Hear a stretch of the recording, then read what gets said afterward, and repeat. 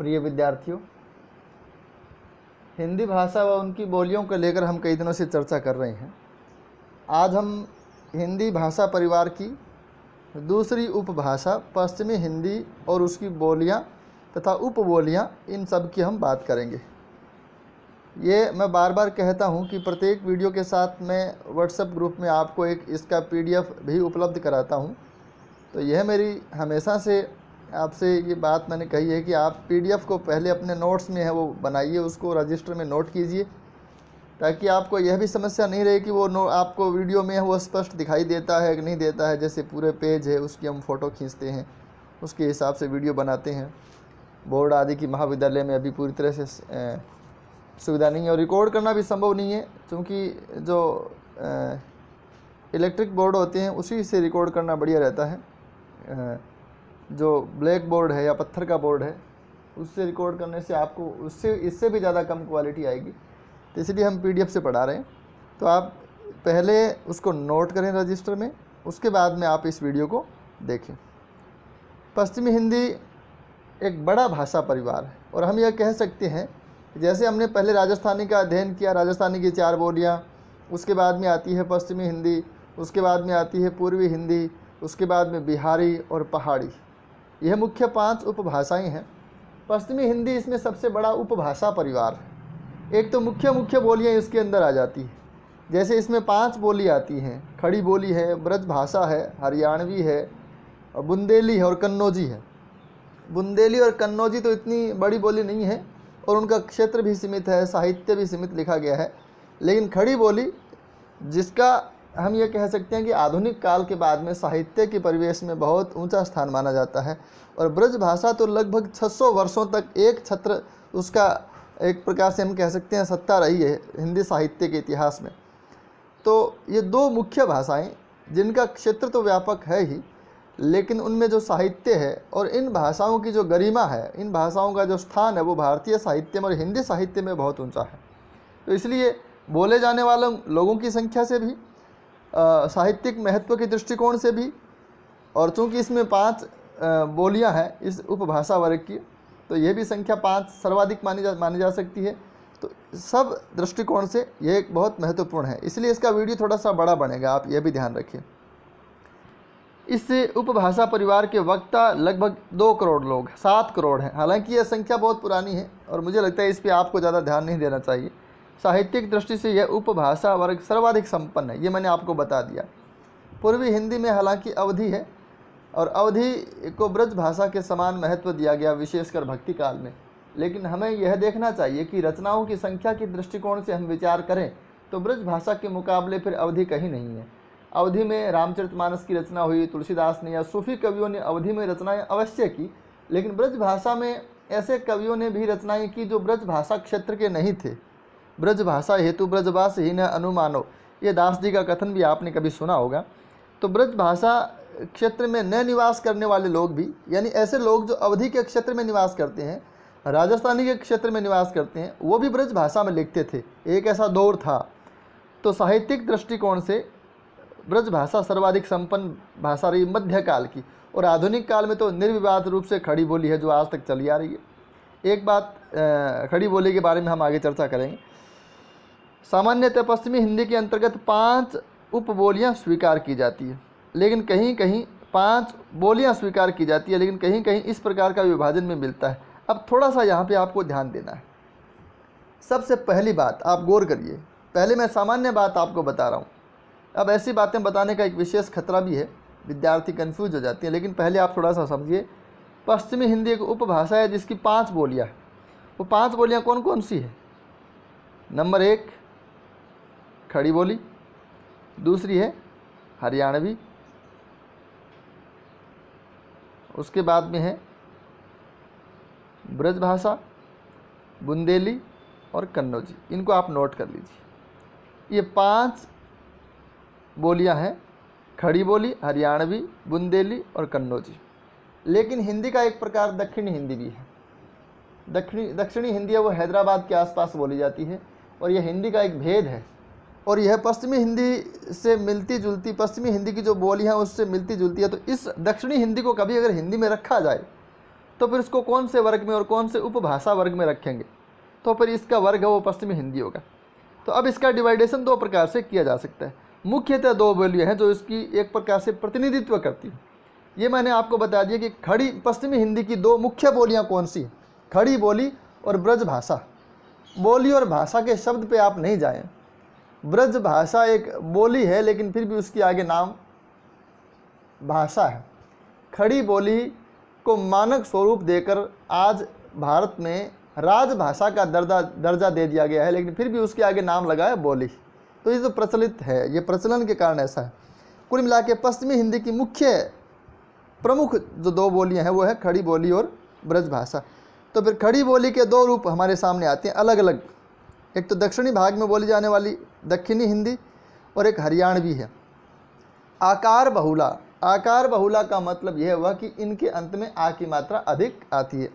असल में यह बात क्रियाओं और संज्ञाओं को लेकर कही जाती है। संज्ञाओं के अंत में मारना, खाना, हरियाणवी में जैसे खाना से, जाना से, आना से, तो ऐसे बोलते हैं। तो आकार बहुला भाषा होने का मतलब है कि क्रियाओं और संज्ञाओं के अंत में आ की मात्रा अधिक आती है। दूसरी मुख्य होगी ब्रज भाषा। अब जो बुंदेली और कन्नौजी है, बहुत से लोग यह भी स्वीकार करते हैं कि बुंदेली और कन्नौजी कोई विशेष स्वतंत्र बोली नहीं है, ये ब्रज भाषा का ही भेद है। लेकिन भाषा विज्ञान में हम अगर पश्चिमी हिंदी की 5 बोलियां स्वीकार करते हैं तो फिर वो खड़ी बोली, हरियाणवी, ब्रज भाषा, बुंदेली और कन्नौजी हो जाती है। हमारा अध्ययन भी ऐसा ही चलेगा। हम आगे जो अध्ययन करेंगे वो यह मान के करेंगे कि पश्चिमी हिंदी की 5 बोलियां हैं, खड़ी बोली, हरियाणवी, ब्रज भाषा, बुंदेली और कन्नौजी। इसी हिसाब से हम आगे बढ़ेंगे। सबसे पहले बात करें खड़ी बोली की। खड़ी बोली का नाम खड़ी क्यों है? असल में खड़ी बोली अगर मैंने लोक में अनुभव देखा है तो हमारे यहाँ भी इस शब्द का प्रयोग हो जाता है कि इनकी भाषा तो खड़ी है। तो जो लहजे में जिनमें थोड़ा सा एक कर्कशपन हो, या अपने कह सकते हैं कि थोड़ा सा एक लहजा थोड़ा सा तीखा हो, आक्रामक हो, या यूँ भी कह सकते हैं कि थोड़ा सा खराब भी हो, तो उसको फिर हम खड़ी बोली कह देते हैं। तो हरियाणवी हमारे यहाँ एक देशवाड़ी बोली भी मानी जाती है, जिसकी चर्चा भाषा वैज्ञानिक वो कम करते हैं। ये हम लोक में इस शब्द का प्रयोग करते हैं, देशवाड़ी। तो वहाँ लोगों को तू तड़ाक से बात की जाती है कि जैसे अपने लोग अपने पिताजी को भी तू कहते हैं, बापू तू कित जावस है ना, ऐसा वो बोलते हैं। तो ये फिर खड़ी बोली हो जाती है, जहाँ शिष्टाचार थोड़े से कम हो, यह कह सकते हैं अपने। तो मेरे हिसाब से ये जो खड़ी बोली है ये हरियाणवी के निकट है और दिल्ली के आसपास और मेरठ में आसपास ये बोली जाती है। और खड़ी बोली को अगर आपको अच्छे से देखना हो तो दिल्ली 6 नाम की एक अभिषेक बच्चन की फिल्म है, उसमें आप इस भाषा को देख सकते हैं। इसका अच्छा प्रयोग उस भाषा का इसमें हुआ है। तो फिर खड़ी बोली की थोड़ी सी हम सैद्धांतिक चर्चा भी कर लें। इस बोली को यह नाम लल्लू लाल ने प्रेम सागर में ग्रंथ की भूमिका में दिया था। ये याद रखें, ये फैक्ट है। लल्लू लाल नाम के एक लेखक ने प्रेम सागर नामक ग्रंथ लिखा था, उसकी भूमिका में इसको नाम खड़ी बोली नाम दिया। इस शब्द का प्रयोग 2 अर्थों में होता है। अब ये 2 अर्थ आपको ध्यान रखनी है। एक तो साहित्यिक मानक खड़ी बोली के रूप में जो भारत की राजभाषा है। जब संविधान बन रहा था तब यह भी बात उठी कि एक ऐसी भाषा हो जिसको राजभाषा का दर्जा दिया जाए, जो सरकार की भाषा हो, जो शासन की भाषा हो, जो समाचार पत्रों की भाषा हो, जो पाठ्यक्रम की भाषा हो, जो शिक्षा की भाषा हो, ऐसी भाषा भी एक बनाई जाए। उसको हम राजभाषा कहेंगे क्योंकि उसको संविधान के अंदर मान्यता दी जाएगी। तो फिर ऐसी बहुत सारी भाषाओं के बीच में वाद विवाद हुआ, जैसे संस्कृत है, खड़ी बोली है, हिंदुस्तानी है, उर्दू है, सब भाषाओं को लेकर चर्चा हुई और आखिर में यह फैसला हुआ कि खड़ी बोली को परिष्कृत करके ऐसा उसको स्टैंडर्ड रूप देकर जो सबकी समझ में आ सके, उसका एक मानक रूप हो, ऐसा बनाकर उसको राजभाषा का दर्जा दिया जाए। तो फिर खड़ी बोली का एक रूप तो ये हो गया, मैं जिसमें बात कर रहा हूँ, आप जिसमें पढ़ते हैं, आप जिसमें अखबार पढ़ते हैं, किताबें पढ़ते हैं, वो खड़ी बोली का मानक रूप है, जिसको हम हिंदी कहते हैं, जिसको राजभाषा भी कहते हैं।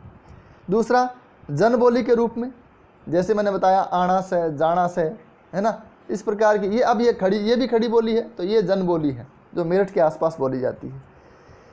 ये प्रश्न भी आता है कई बार कि खड़ी बोली का सबसे शुद्ध रूप है वो कहाँ बोला जाता है? तो मेरठ में बोला जाता है। ये कॉलेज व्याख्याता में आया था। जैसे मारवाड़ी का शुद्ध रूप है वो जोधपुर में। अब इसको उपनाम देशी हिंदुस्तानी ये ग्रियर्सन ने दिया। और हिंदुस्तानी नागरी, हिंदुस्तानी, कौरवी नाम भी इसको दिया गया। कौरवी एक क्षेत्र के हिसाब से दिया गया। राहुल सांकरतय ने यह नाम दिया। जनपदीय हिंदी, ये सुनीति कुमार चटर्जी द्वारा नाम दिया गया। आप इसके नाम याद रखें। वर्नाकुलर हिंदी, वर्नाकुलर हिंदी है वो असल में, वर्नाकुलर शब्द का मतलब हो गया देशी, तो वर्नाकुलर हिंदी कहने का मतलब भी देशी हिंदी हो गया। टकसाली भाषा, गिलक्राइस्ट ने कहा टकसाली भाषा शुद्ध भाषा को कहते हैं। उद्भव इसका सोर्स यानी अपभ्रंश के उत्तरी रूप से। आप अगर खड़ी बोली को देखेंगे, मैंने पिछले जैसे हम ये कहें कि ये पूरी की पूरी ये पश्चिमी हिंदी है, अगर ये पूरी पश्चिमी हिंदी हमने ये माने, तो फिर खड़ी बोली यहाँ है, यहाँ हरियाणवी है, यहाँ ब्रज भाषा है, फिर नीचे बुंदेली, और बुंदेली थोड़ी साइड में आएगी, नीचे फिर आएगी कन्नौजी। तो ये उसका एक क्रम है। आप हम इसको भारत के मानचित्र में भी देखने का प्रयास करें। और मैं एक फ़ोटो मेरे पास है हरदेव बाहरी की किताब से लिया हुआ, अगले वीडियो में वो शेयर करने का प्रयास करूँगा, जिससे आप बोलियों का और उपभाषाओं का थोड़ा सा एक डायग्राम में देख पाएंगे कि कौन सा क्षेत्र किसका है। तो इसका उद्भव जो खड़ी बोली का है वो सोर्स यानी अपभ्रंश के उत्तरी रूप से हुआ। इसका क्षेत्र वो देहरादून है, बहुत लंबा चौड़ा, लेकिन फिर भी मैंने चुनिंदा नाम इसमें रखे हैं। देहरादून है, सहारनपुर है, मुजफ्फरनगर है, दिल्ली, मेरठ, बुलंदशहर, बिजनौर, मुरादाबाद आदि है। खड़ी बोली के नामकरण के कारण, अब खड़ी बोली को खड़ी क्यों कहा जाता है, इसके अलग अलग कारण हैं। पर मुझे जो पर्सनली जो लगता है, व्यक्तिगत रूप से मुझे लगता है जो कर्कश होने के कारण इसको खड़ी कहा गया होगा, क्योंकि ये लोक में भी प्रचलित है कि इसकी तो भाषा खड़ी है, जो ढंग से लहजे में जिसके अक्खड़पन हो उसको हम खड़ी कह देते हैं। तो इसके फिर भी अलग अलग विद्वानों ने नाम अलग अलग दिए, तो आप तो इसको याद रखें कि कौन सा विद्वान किसको मानता है। अब पहला जो कारण है वो इसमें दिया है, देखिए, आकारांत प्रधान। पहला कारण है आकारांत प्रधान, यानी ये हमने देख लिया खड़ी बोली है वो आकार बहुला है, अंत में आ आता है अधिकतर, तो आकारांत प्रधान होने के कारण इस, यानी आ का मतलब हो गया पाई, आ की मात्रा खड़ी पाई से लगती है ना, तो खड़ी पाई लगने के कारण इसको खड़ी बोली कहा जाता है। ये किशोरीदास वाजपेयी का कहना है, ये उचित कारण मुझे लगता नहीं है। कर्कश होने के कारण ये कामता प्रसाद गुरु कहते हैं, देखिए लिखा है यहाँ पे। और प्रचलित होने के कारण ये बेली कहते हैं, पश्चिमी विद्वान है। खरी अर्थात मानक होने के कारण ये गिलक्राइस्ट ने कहा है, और गंवारू होने के कारण अब्दुल हक ने कहा है।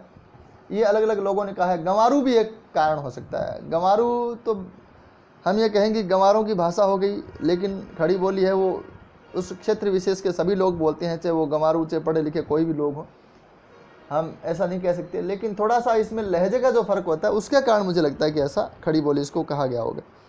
बिजनौरी इसकी उपबोली मानी जाती है। ऐ और औ खड़ी बोली के मूल स्वर हैं, ये भी एक शब्द, ये भी एक तथ्य है, इसको भी आप याद रखें। ये तो हमने अपभ्रंश के माध्यम से किया ही था। इन प्रत्यय के स्थान पर अन या अण का प्रयोग होता है।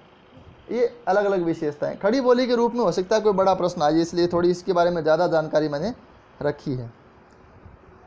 इन प्रत्यय के स्थान पर अन या अण का प्रयोग होता है, जैसे मालिन के स्थान पर मालन, और मालन भी हो जाता है और मालन भी हो सकता है, यानी इन प्रत्यय के स्थान पर अण का प्रयोग होता है। न के स्थान पर अण का प्रयोग, जैसे मैंने बताया कि खाना है उसको खाना, ये हरियाणवी के निकट है। इसमें पानी को पानी कहते हैं, ले को अड़े भी कहते हैं, ले को अड़े भी कह देते हैं। जैसे हम कहेंगे गाली तो वो कहेंगे गाड़ी या गाड़ कहेंगे। तो ये शब्दों में थोड़ा सा, वर्णों में थोड़ा सा परिवर्तन है। खड़ी बोली में इनकी 3 भाषाएं व शैलियाँ विकसित हुई। खड़ी बोली से, खड़ी बोली का उत्तर भारत में भाषा के संबंध में बहुत बड़ा योगदान है। जब यह हम कहें कि संस्कृत निष्ठ भाषा, भारत की राजभाषा, एक मानक भाषा का रूप दिया गया, उसको हम हिंदी कह देते हैं। और बोलचाल की ऐसी प्रचलित भाषा जिसमें संस्कृत के आसान आसान शब्द हों, अरबी फारसी के आसान और प्रचलित शब्द हों, और जो प्रेमचंद की भाषा है जिसमें कोई मानकता विशेष नहीं है, उसको हम हिंदुस्तानी कहेंगे। और जिसमें अरबी फारसी शब्दों की बहुलता है और जिसकी लिपि फारसी है, उसको हम उर्दू कहेंगे। जगन्नाथ रत्नाकर ने खड़ी बोली के समर्थकों को हठी और मूर्ख कहा था। ये तो चर्चा हम इतिहास में करते हैं सामान्यतः, तो मुझे लगता है कि इस वीडियो में हम इतनी चर्चा करें, क्योंकि खड़ी बोली की चर्चा है वो काफ़ी हो गई है, तो फिर लंबा वीडियो हो जाता है, फिर वो अपलोड नहीं हो पाता। तो पश्चिमी हिंदी को लेकर हम एक वीडियो और बनाएंगे। इस वीडियो में इतना ही। धन्यवाद।